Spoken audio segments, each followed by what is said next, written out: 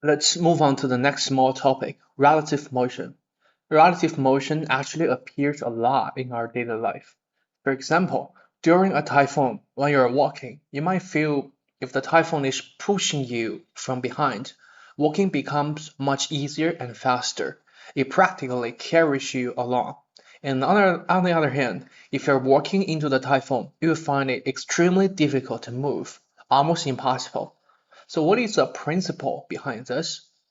The principle is when you walk forward at 3 meters per second and a typhoon pushes you from behind at 1 meter per second, your total speed becomes 4 meters per second, which is 3 plus 1.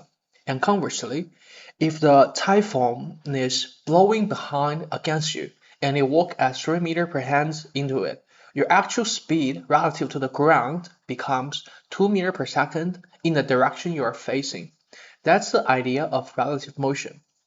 This also shows up in many games with realistic physics engines. There's a situation where if you walk on top of a teammate, say your teammate move at 3 meters per second and also move at 3 meters per second relative to them.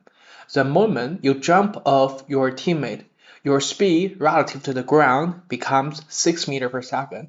And so that's a classic example of relative motion, well, due to Counter-Strike.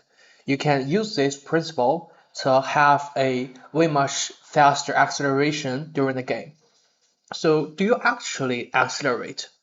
Actually, it's not. It's just always due to relative motion. And the principle behind the game is when you're moving relative to your teammate below you at 3 meters per second, and your teammate is moving relative to the ground at 3 meters per second, once you leave your teammate, your velocity relative to the ground becomes 3 plus 3, which is 6 meters per second. So you gain a quick speed boost. This trick is often used in many games to travel faster on others. So what about relative motion in different directions? For example, imagine you're on a boat in the ocean moving at 10 meters per second north, while the ocean current flows downward to the east at 5 meters per second. Your final velocity will be the vector sum of your velocity and the current velocity, vector addition. So your actual velocity becomes diagonal and its magnitude, suppose you're going north 10 meters per second and the flow of water is 5 meters per second due to east. So your actual velocity is a diagonal direction and the magnitude is the Pythagorean theorem 5 squared plus 10 squared, the vector sum of your velocity. And this angle can be found using the tangent function. And that's relative motion for the boat. So it really comes down to understanding how fast something else is moving and how fast you're moving and what the combined velocity is. The vector combination part is a real challenge here, though it's not too difficult.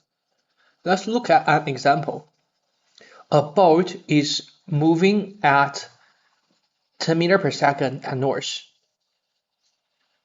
10 meters per second at north. And the river current flows at east of 4 meters per second. So the boat's final velocity is found by combining the two vectors together. And the magnitude is 10 squared plus 4 squared to the power of 1/2. And the direction comes from trigonometry. You can use tangent, the inverse of the trigonometric function, to find it. So tangent theta equals 10 over 4, which is 5 over 2. So theta, use your calculator, and the inverse function, inverse of tangent, 2 over 5, 5 over 2. And that's the essence of relative motion. And to make sure you grasp the concept, let's try a problem here. So it's question 14. Can read this question. The operator of a boat wishes to cross a 5-kilometer wide river that is flowing to the east at 10 meters per second, and he wants to reach the exact point on the opposite shore 15 minutes after starting. With what speed and in what direction should the boat travel? So here's a quick key point here. exact point on the opposite shore. So for your final velocity, you should directly travel to the north. Let me draw the graph here. So the river is 5 kilometers and the river is traveling 10 meters per second. So based on relative motion, if you travel due north, your final velocity would be the direction to the diagonal of the square. But if you travel to this direction, your final velocity might be due north. And that's how you reach the point here, the exact point on the opposite shore. So it's also realistic. When you are driving a boat, if you are trying to go to the place exactly on the opposite of you, from A to B, you have to travel on this direction to make your final velocity on the due north. So as you can see, you have known the angle, which is right angle, and you have known it's 10 meters per second. So we can find the direction and the magnitude of your boat. We have another condition here.